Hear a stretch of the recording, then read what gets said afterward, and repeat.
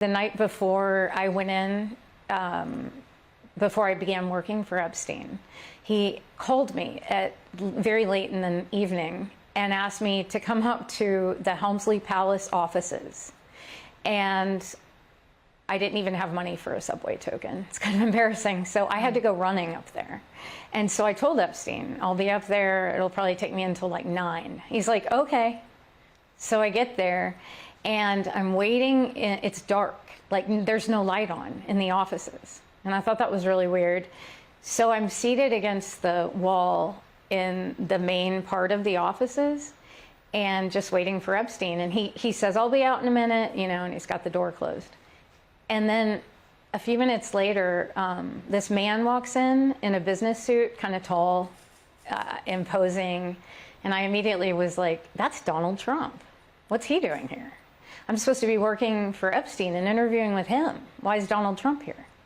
And he walked up about, a few feet from me and just stood over me in a very imposing way and looked at me like he was in on some secret or something. It was really weird, like smirking, kind of.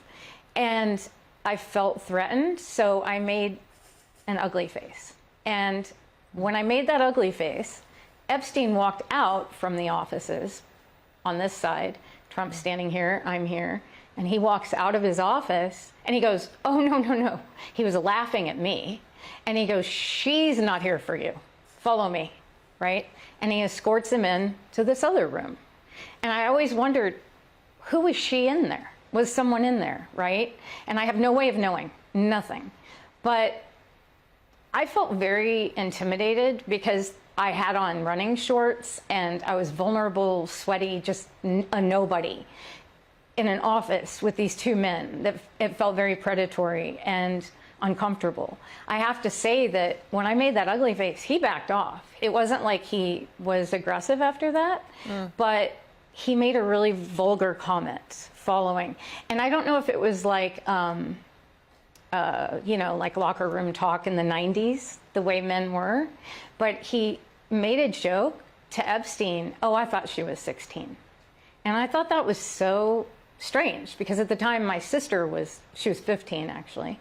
And I didn't think it was funny. How close were they as far as you were able to tell?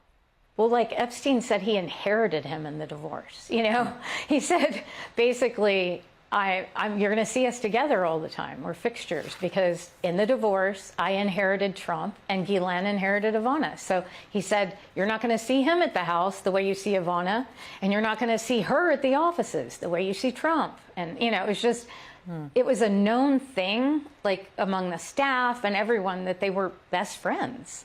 And Epstein bragged about it. Maria, when we reached out to the White House for a comment, they responded, and I'll just read for you what they said.